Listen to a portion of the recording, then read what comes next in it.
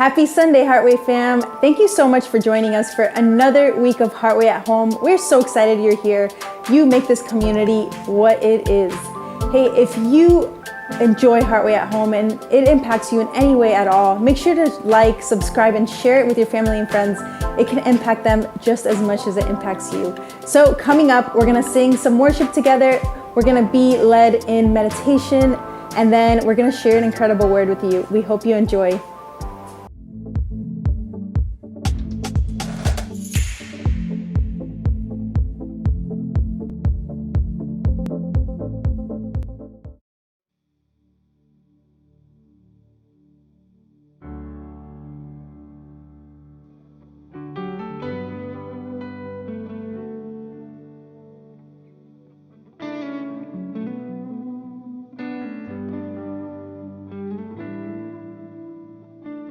I love you, Lord,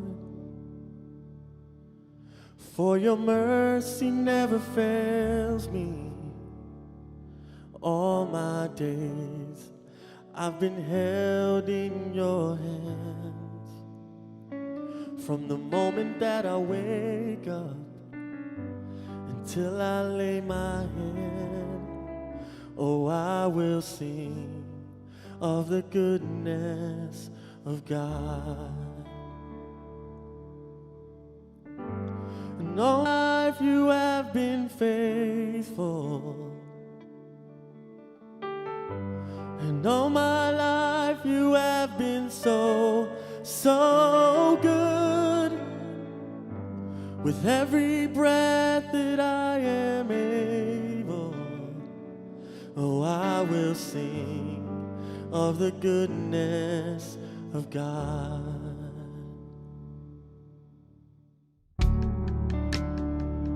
I love your voice. You have led me through the fire and darkest night. You are close like no other. I've known you as a father. I've known you as a friend, and I have lived in the goodness of God.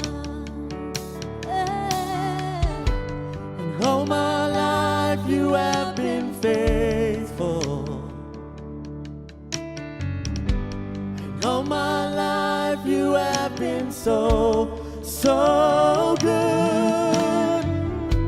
With every breath that I am able, oh, I will sing of the goodness of God. Yeah, yeah. Your goodness is running after, it's running after me. Your goodness is running after, it's running after me. With my life laid down, surrendered now, I give you everything. Your goodness is running after, it's running after me. Your goodness is running after, it's running after me. Your goodness is running after, it's running after me. With my life laid down, surrendered now, I give you everything. Your goodness is running after, it's running after me. Yeah, with all my life you have been faithful. All my life you have been so, so good, yeah. With every breath that I am able, oh, I will sing of the goodness of God. And all my life you have been faithful. All my life you have been so, so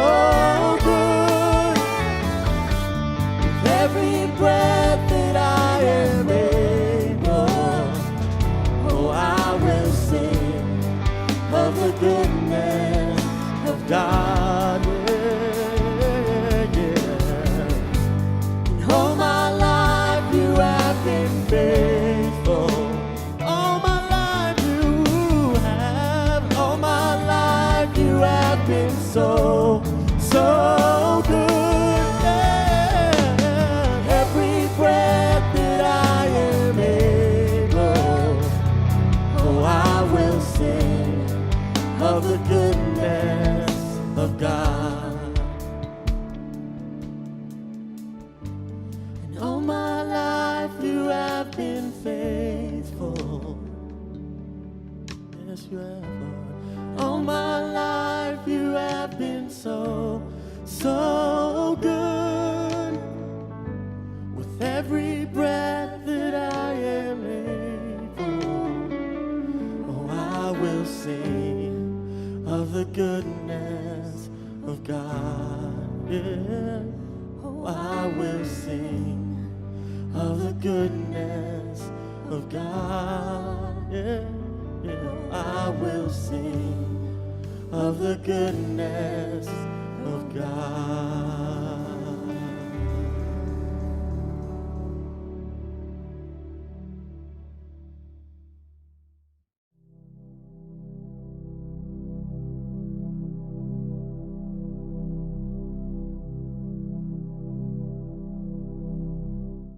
Happy Sunday, everyone. I am so excited to be here with you all today. I hope that you are feeling well. I hope that you are excited for today. And I hope that you are surrounded by love. My friends, I want to share a quote with you that I want it to really settle in with you today so that we can use this as a mantra for our guided meditation today. I want you to take it in with an open heart and an open mind, and just take it in and allow whatever sits and feels good for you, allow that to go deep within yourself.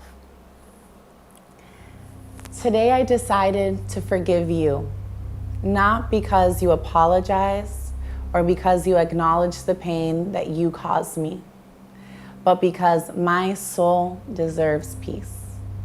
My friends, you all deserve peace. Your soul deserves love, peace, and serenity. And this can be accomplished through silencing all of those distractions that we have in the mind and allowing God to speak through our hearts. So let's slowly get ready. I want you to find a nice comfortable position. Slowly remove any distractions. Bring your hands facing up or down. Gently invite the eyes to close, and I want you to have a nice tall spine. As you invite the eyes to close, I want you to slowly take a deep inhale. And as you slowly inhale, I want you to fill up your belly. As you allow the breath to rise up, allow those shoulders to go back. And then slowly, vocally exhale, release.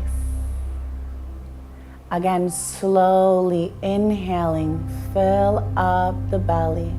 Allow the breath to rise. Allow those shoulders to go back. And then slowly exhale. My friends, I want you to feel as if every time that you inhale, you are creating space deep within yourself. And as you create this space, you are slowly letting go of anything that does not serve you, anything that is weighing heavy on your heart. Allow it to just go. And as you slowly take another deep inhale, I want you to bring focus on the breath. Watch it as it rises up. Hold the breath for a moment, and when you're ready to go deeper within, exhale. Notice if you are clenching the jaw. Slowly unclench. Allow those shoulders to just go down a little bit more. Allow yourself to slowly sink deeper within yourself. And as you allow yourself to go deep within, welcome God into your space. Welcome God into your being. Welcome God's love. Allow His energy to embrace you like a warm hug. Bring a smile to your face. And as you exhale, slowly release anything that does not serve you, my friends. Remind yourself that you have the choice to be at peace. Now within this internal world, you are in control. You can create the peace the happiness, the ambiance that best suits you. Find comfort in this. Find comfort in knowing that this peace, this stillness comes from within. It is not something that you have to seek for. It is something you are born with. Allow yourself to just let go. Slowly feeling light. Allow yourself to feel as if you're drifting away, not tied down or held down by anything or anyone. Instead, you are lifted high above through God's grace. You are given peace, tranquility, and love.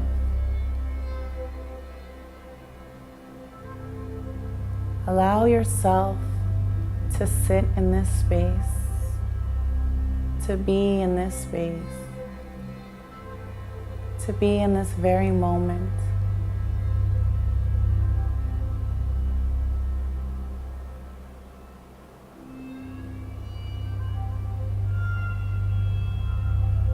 Continue to breathe, slowly inhaling. I want you to watch the breath. Follow it as it rises up, and then slowly exhale, allowing yourself to sink just a little bit deeper, allowing yourself to feel all of God's energy, allowing yourself to feel all of the power that you have within yourself. Remind yourself now how precious you are to this world. You are a child of God. You were not placed here by mistake. You were created with so much purpose. Allow yourself to not only know this, but honor this by honoring yourself, by honoring each other, and by honoring this time that you have on this earth. My friends, you are all loved so much. You are always protected and constantly being guided. Remind yourself of this.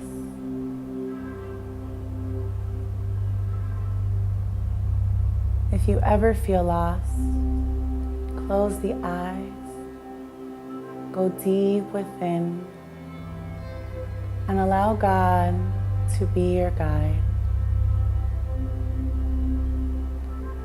As we slowly take another deep inhale, I want you to really fill up the belly. Allow those shoulders to go back, holding the breath at the top.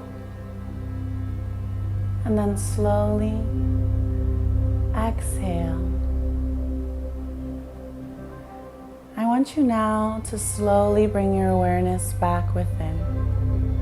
As you keep the eyes closed, I want you to take a moment to notice how you feel. Take a moment to notice if you've created any space deep within yourself, if you've let anything go. And if you have not done so yet, take this opportunity to honor yourself. Honor yourself for being here, for being present. My friends, you can gently blink open the eyes. So much love for all of you. May peace and grace always be with you. Amen. And so much love. Happy Sunday.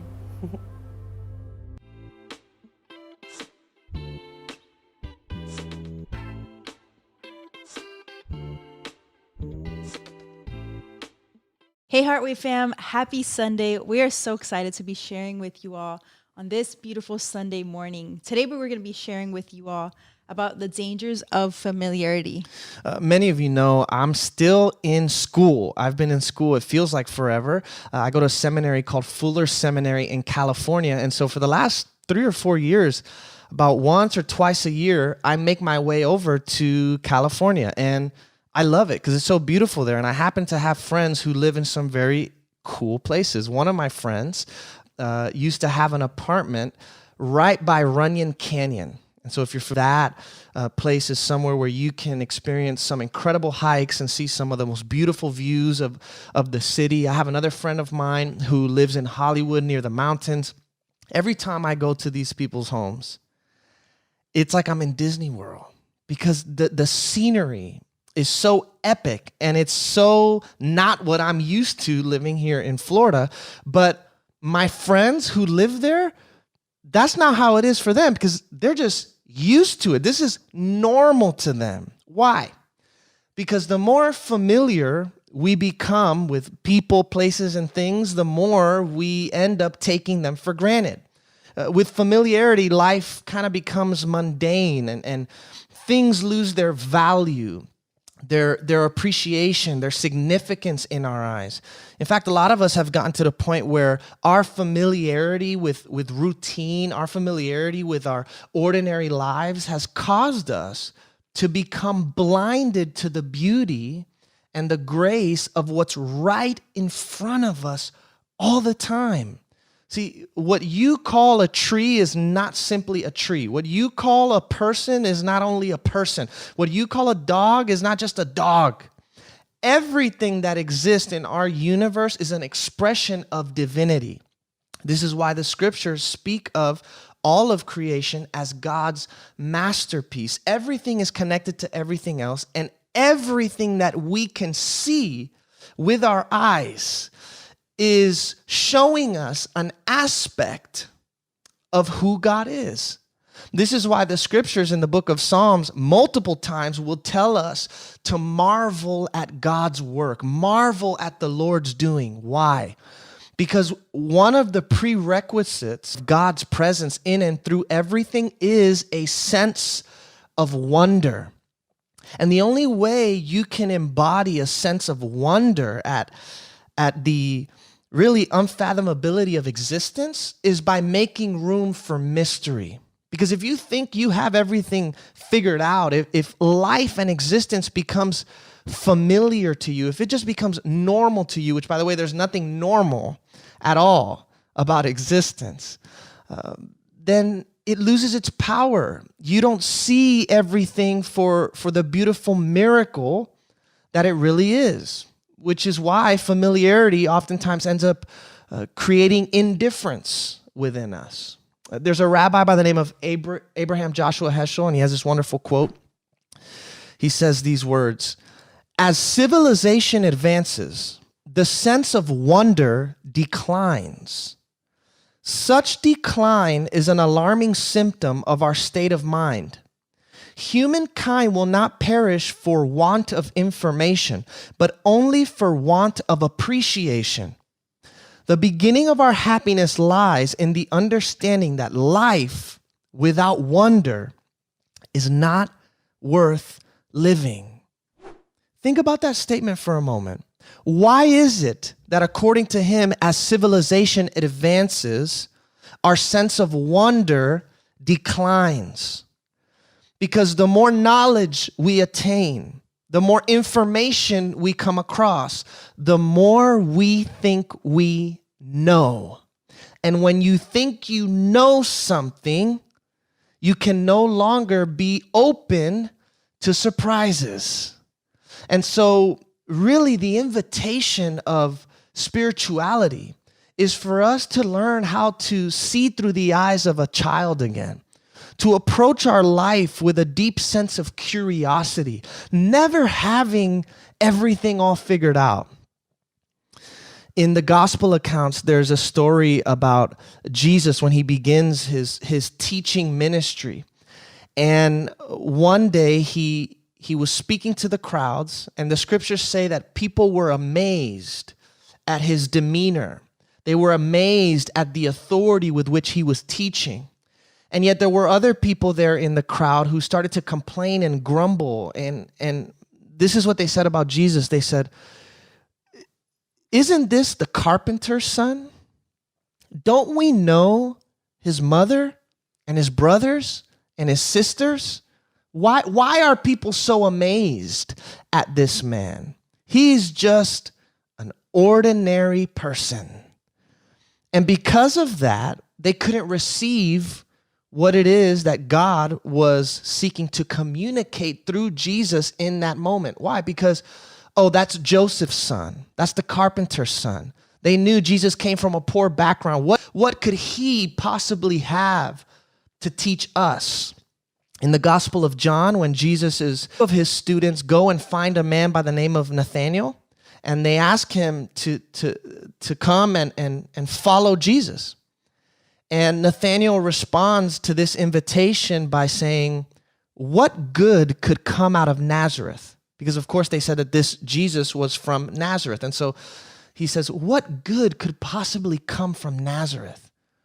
In other words, they were boxing Jesus in through their judgments and through their assumptions of who he was on the basis of where he came from.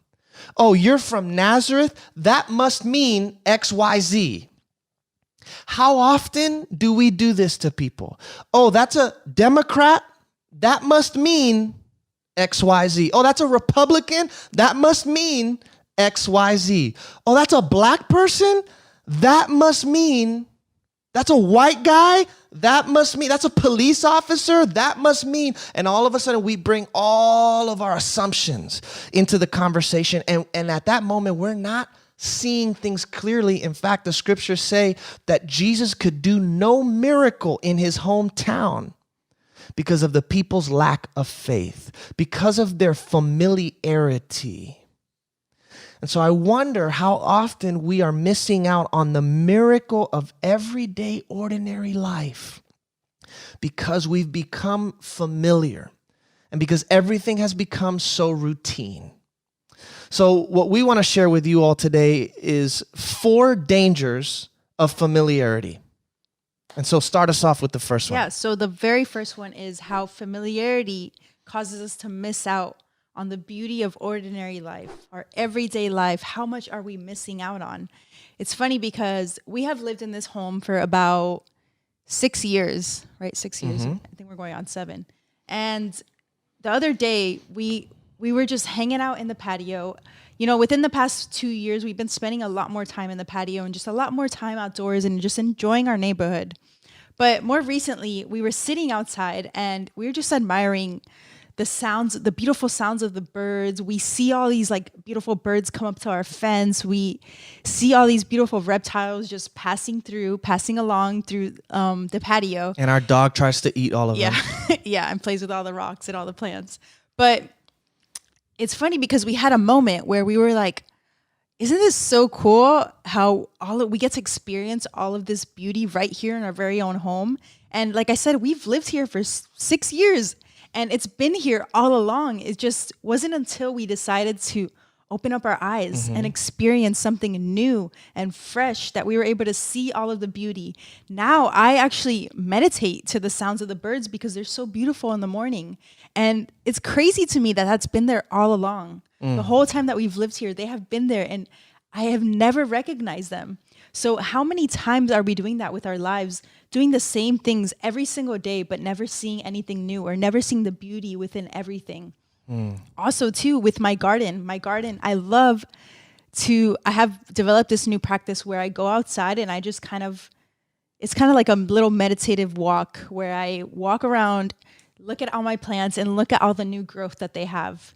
And I think that's just such a beautiful symbol of life, how new things are constantly happening. Even though you're looking at the same thing, there's always new things to be seen because God is always working. God is always creating new and beautiful things. I love that. So I think it's so important for us to just have those fresh eyes all the time when we're just viewing life. Be open, see the new things, see the new creations that God creates. Yes, pay attention. That's really what it is, just paying attention, because the beauty's all around us. It's everywhere. There's this wonderful story about a young monk who walked up to his teacher and asked him, "Teacher, what is enlightenment?" Now, before I continue with this, don't get thrown off by the word enlightenment. That's a word that's used often in Eastern traditions, but we can talk about this as, what does it mean to awaken to God's presence? What does it mean to live in union with God? This is how the wise teacher responded. He said to his student, now mind you, the student was expecting some sort of crazy, deep, spiritual answer. This is what the master says. When you're eating, eat. When you're drinking, drink. When you're resting, rest. In other words, when you're doing something, be fully there. Be fully engaged. It sounds like simple instructions, but for some of us, we're so distracted that the simplest thing has become the most difficult thing in the world.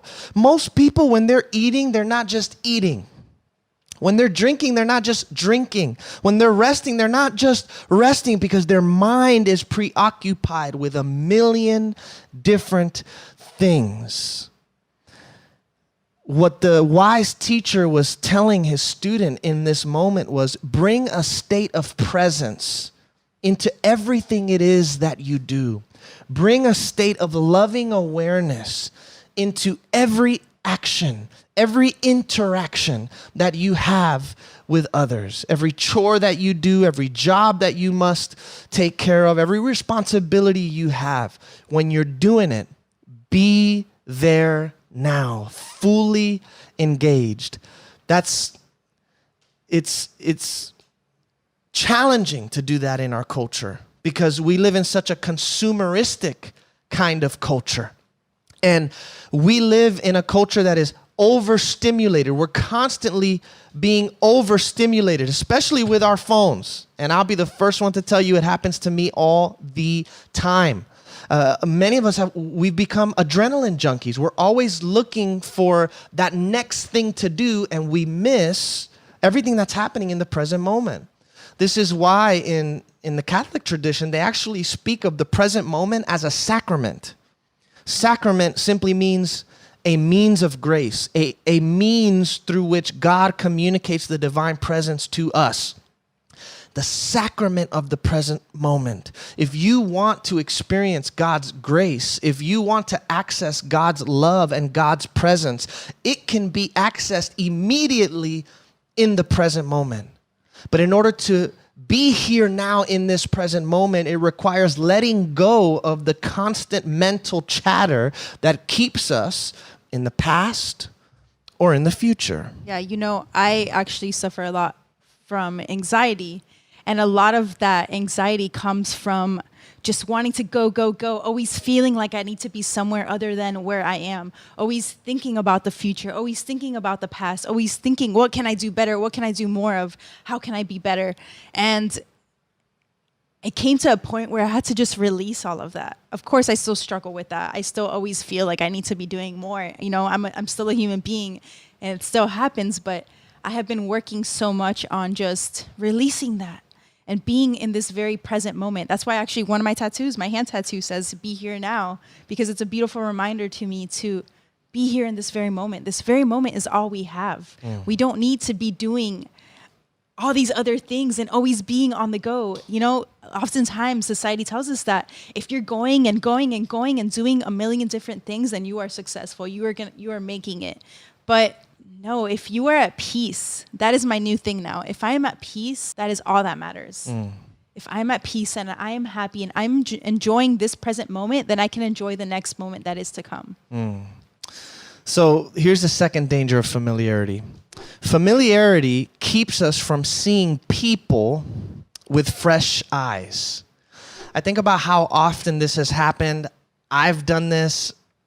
I know so many of us have done this too. Maybe we've had interactions with a particular individual and there's been tension or there's been conflict, or there may be certain things about this person that we don't like or that irritate us. And when we get around other people, before that person shows up, You ever been in a scenario where maybe you or someone else has tried to warn you about the other person and what they're like, just so that you can know what to expect when they arrive?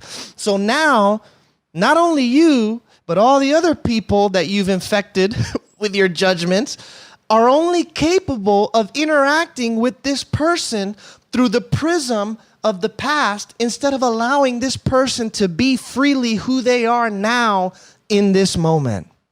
That's what I mean by familiarity keeping us from seeing people with fresh eyes, because we think we know who these people are. And because we know who they are, they definitely can't be any different than that. We've already out.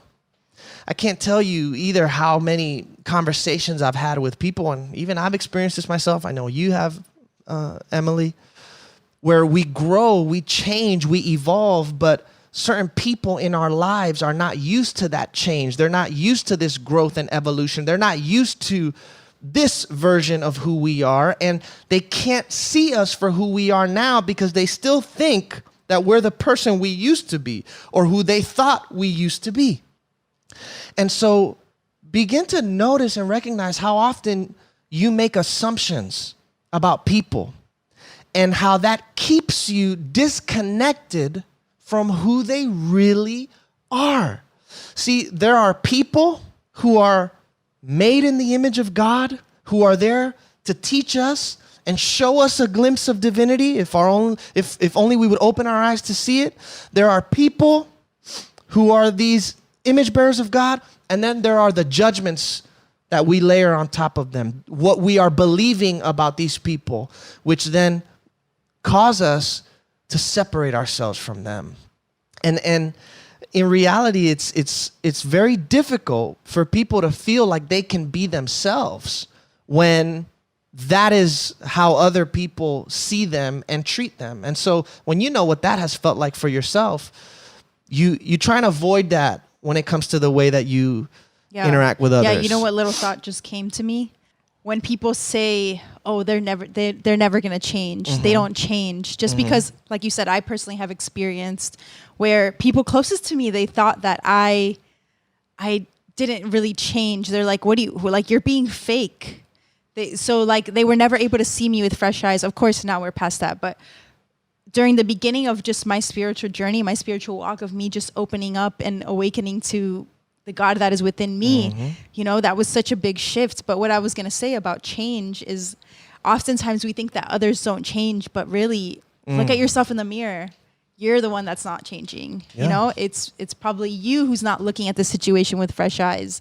And I just think it's so important for us to see and view everything with fresh eyes and always be open to the new things. Yes. So that leads us to the third one. Yes. So the third point is I can't say this word. Why is it so hard for me to say? Familiarity. I can't even say it. Wow. Familiarity causes us to settle. So, oftentimes we take the safe route because it's familiar. We do the easy things because it's familiar and because we know of what the outcome is going to be. Or we do what's ordinary because we think that's what we're supposed to do. There's a certain way of life, people say, like you're supposed to go to school, you're supposed to go to college, you're supposed to get a good job, you're supposed to do XYZ, get married, and then have kids. And then, everyone has life, quote unquote, this is how it's supposed to be. This is how it's supposed to be. So a lot of us think that that's how things are supposed to be. So I was recently speaking to a friend, and they were telling me about a friend that they had that he's been married for, I don't even know how long. He was married for X amount of time and super unhappy in the marriage. But they thought that because they were married, they had to stay in it. Oftentimes we're told that, if you're married, you get married once and then that's it. And if you can't get divorced, you have to work through every single thing, even if that means you being unhappy. So this person had a dream to pursue a career, but they couldn't because they were so busy taking care of the family. And they thought that, my dreams need to be on hold because I'm in this unhappy marriage and I need to take care of my family, which it's crazy how we often think that our happiness comes last. So stuff ended up happening. They ended up getting a divorce, actually, finally. And then he ended up pursuing his career. He was the oldest one in his class, but he still did it. And now he's living his dream job, living his dream life. And I just think that's so beautiful, because even though he was the oldest one in his class, he's still gonna retire at the same time as everybody else. We're still gonna die when we're meant to die. We're still gonna live these lives that we're meant to live. So I think it's so important for us to not settle for the ordinary. Don't settle for the things that don't make you happy. You need to be happy with life. You need to do the things that fulfill your soul. You need to listen to that inner guide that's within you, telling you where to go, because I believe that is God. And you know what keeps us from doing that? Fear of the unknown. Yeah. When we fear the unknown, it becomes very easy for us to go back to what is familiar to us. We see It's like a beautiful safety net, exactly. you know? We go back to our safety net. This is why people stay in toxic relationships. This is why we remain in conditions that we know are not good for us, because that's all we know. It's what we're used to. An example of this in the Hebrew scriptures is the Hebrew people. When they are freed from their slavery in Egypt, they spend 40 years in the wilderness. They're on their way to the promised land, but it's taken way longer than expected. And the scriptures say that there were people who were complaining and saying, wait a second, we were much better off in Egypt when we were slaves. Moses has brought us out here just to die. And so there were people who in that in-between space, because they did not know what was coming up ahead, because the new thing God was doing did not happen on their timetable, they were very tempted to go back to what was familiar, to go back to their comfort zone, even though in their heart of hearts they knew they were miserable there. And so when you and I are in this liminal space, when we're in between where we were and where we are going, always remember that what is required of you in this moment right now is courage. And that to allow fear to bring us back to a safety net and a comfort zone is only stripping from us this explosion of potential that has been bubbling up from within. This is why there's people who go back to an old job even though they really want to pursue their dreams. This is why somebody goes into an old relationship instead of waiting to see what new thing can arrive. This is why people play it safe instead of risking it all. It's because of fear. Yeah. I think it's also so important for us to leave wiggle room for adventure and, just for new experiences, to be surprised by life. God has so much to offer to us, and we don't see it because we're always taking the easy route. We're always so fearful. More recently, I had some friends who, they were on a trip. They did like a little road trip, and they ended up getting lost. And of course, it was a little scary for them to get lost because it was super pitch black in the mountains, and they had no idea where they were. They had no service on their phones. But looking back at that experience from, what they were telling me is they had such a beautiful experience where they're now all best friends. They weren't best friends before, like that car ride. But just being lost always leads to beautiful things. Like, we often think that if we get lost in life, that we're going to be lost forever. We're never going to, find... Right. Or we're not going to experience bliss or experience life because we're lost, and loss is being bad. But I think there's so much treasure and beauty to be found when things don't go as we plan. Just releasing that control and just allowing life to happen, just flowing with whatever happens, because there's always something beautiful to come of being lost. Absolutely. And that leads us to our fourth point, which is this: familiarity keeps us and causes us to miss out on wisdom. Here's what I mean by that. Again, if you carry an attitude of superiority to others, if you think you are an expert, if you think you know it all, there's not going to be much that anybody can say to you because you refuse to be a student. And yet, there is so much that God wants to speak to you through channels that probably now you would not even imagine wisdom can come through. But it's all there available for you if you're willing to humble yourself. When you become familiar, when you think you know, when you think you have an idea of who other people are, and that happens to be inferior to you, you cut yourself off from all ability to learn. I know for myself, even my familiarity with the scriptures has caused me to miss out on a lot of wisdom. And I'm grateful that now, I've been able to re-engage the scriptures with fresh eyes. But for a while, there was so much baggage attached to scripture. And there was such a critical lens that I had when I would read scripture that it would not allow me to truly receive the message that was there. Sometimes we even do this when it comes to spiritual community, even here at Heartway. I mean, I remember one person from Heartway coming up to me once after a service, and she said, Danny, at first when I heard you talk, within myself, I started complaining because I feel like I had heard you talk about this already a million times. But then midway through the sermon, I realized, you know what? Maybe I do need to listen to this again because I don't know how much I actually put this into practice.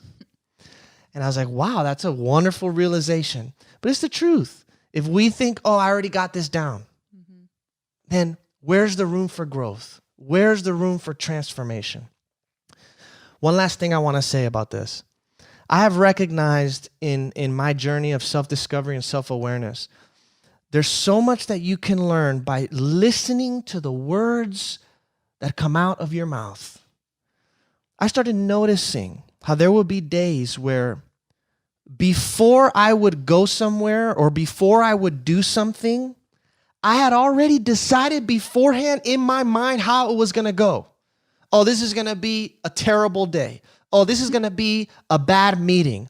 Oh, this is going to be a drag going here or doing this. And guess what? Every time I would enter into those scenarios, that was the exact experience that I had because I came in with that presupposition. So what would it look like if we can meet all of life with these fresh eyes and let go of our preconceived notion of how things are going to go and to allow life to surprise us, to allow people to surprise us, to never be so puffed up in our knowledge that we're not able to receive in humility from other people. No one is above anybody else, and everyone is your teacher. Yeah, we're all students to one another. Whenever I started having meetings with people, we would go on coffee dates. I would ask people randomly, like, hey, let's meet up and catch up, whatever it is. I'd love to hear about your story, your life, whatever. And a lot of times I felt like I had to have answers for people because a lot of times people would come to me like, hey, I'm going through this, this is happening to me. So I felt like I had to give answers. I had to tell them what to do with their life. And it wasn't until at some point I had something shift in me where instead of giving answers, I started asking questions.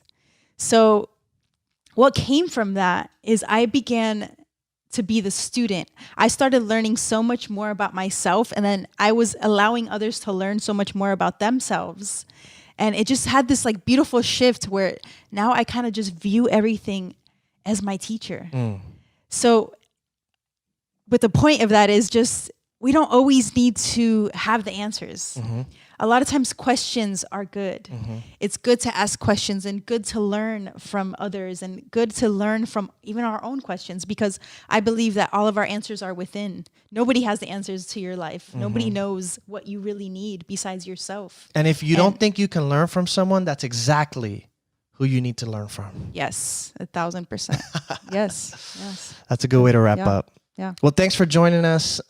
Before we go, a couple of things. Number one, very soon, in the next couple of weeks, we're going to have some updates about our reopening plan. So stay tuned. I'm excited about it. You're excited about it, I know. Yes, I miss our everyone leaders are so excited much. about it. So stay tuned. Until then, continue to show up Sunday mornings, 11:30, Heartway at Home, YouTube and Facebook Live. And then last but not least, none of this that we do is possible without your generosity. And so I want to encourage you to be faithful in your giving. We have a wonderful vision here at Heartway. Our desire is to come alongside of people and help them discover who they are in God, and to help them in community with us transform the world through love. And so if that's what you're about, if you're about self-discovery and social transformation and spiritual community, hello, that's what Heartway is. And so I can't imagine anywhere else where planting a financial seed will be as beneficial as here, because what we're doing is so amazing. It's so beautiful. It's so incredible. We hear stories all the time.